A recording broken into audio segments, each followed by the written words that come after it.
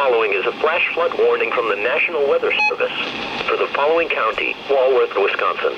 The National Weather Service in Milwaukee Sullivan has issued a flash flood warning for western Jefferson County in southeastern Wisconsin, northwestern Walworth County in southeastern Wisconsin, northeastern Rock County in south central Wisconsin, until 3:15 a.m.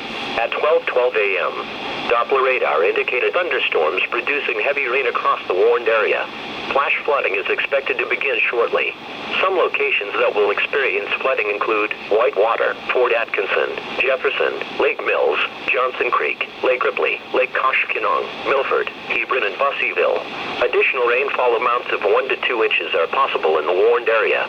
Rainfall of 1 to 3 has already fallen over portions of the area over the past 1 to 2 hours. Turn around, don't drown when encountering flooded roads. Most flood deaths occur in vehicles. Move to higher ground now. Act quickly to protect your life.